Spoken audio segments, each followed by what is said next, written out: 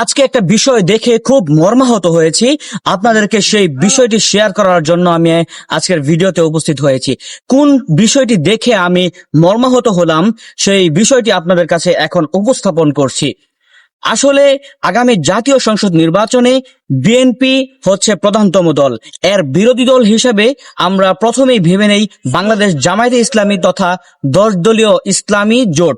এখানে ইসলামিক দল বেশি রয়েছে, তাই ইসলামী জোট বললাম। আমার এই কথা বলার উদ্দেশ্য হচ্ছে এটা যে আগামী জাতীয় সংসদ নির্বাচনে বিএনপির প্রধানতম বিরোধী দল হচ্ছে বাংলাদেশ জামায়াতে ইসলামী সমর্থিত যেই জোট। তো বিএনপির যে সকল নেতাকর্মী অ্যাক্টিভিস্ট রয়েছেন, আপনারা কথায় কথায় জামাতকে হ্যায় প্রতিপূর্ণ করার জন্য এমন এমন কথা, এমন এমন কার্যক্রম চালিয়ে যাচ্ছেন যা ইসলামকে আঘাত করা হচ্ছে। দৈনিক আপনাদের উগ্রতা এতটাই বেড়ে চলছে যা সহ্য করে নেওয়ার মতো হচ্ছে না। আপনাদের নেতাকর্মী হিজাব নিয়ে কথা বলে, আপনাদের নেতাকর্মীরা ইসলামের এক একটা বিষয় নিয়ে কটাক্ষ করে, ইসলামের বিষয় নিয়ে অযাচিত মন গড়া মন্তব্য করে। এই সকল মন্তব্য আর সয়ে নেওয়ার মতো হচ্ছে না। আপনারা ক্ষমতায় যাবেন, আপনাদেরকে আমরা আমাদের প্রতিনিধি হিসাবে আপনাদেরকে সংসদে পাঠাবো, কিন্তু আপনারা এইভাবে যদি মুখের লাগাম না রাখতে পারেন, একটা ইসলামী দলের বিরোধিতা করবেন, ঠিক আছে, গঠনমূলক সমালোচনা করেন, এরকম উল্টাপাল্টা মন্তব্য করলে ধর্মপ্রাণ মুসলমানরা আপনাদেরকে কাছে টানার বিপরীতে আপনাদেরকে দূরে ঠেলে দিবে।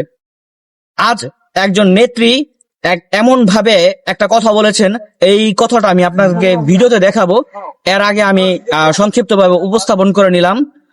কথাটা আপনারাই শুনেন, শুনে আপনার মন্তব্যটা অবশ্যই কমেন্ট বক্সে করবেন। কমেন্ট বক্সে মন্তব্য করতে ভুলবেন না। যে শরীরের জন্য আর ধর্মের জন্য ইসলাম বড়ই ক্ষতিকর, আর কাঠের জন্য ওই পোকা খারাপ জিনিস। এখন বাংলাদেশে জামাত ইসলাম আর বিএনপি গোটা বাংলাদেশে কি হচ্ছে কম্পিটিশন। তারা মনে করছে বাংলাদেশের রাষ্ট্রীয় ক্ষমতায় চলে গেছে। এমনই বডি ল্যাঙ্গুয়েজ আর এমনই মিথ্যাচার আর এমনই ভাব ভঙ্গিমা যা আপনারা কল্পনাও করতে পারবেন না। আজকে দুই একটি কথা স্পষ্ট করে না বললেই নয়।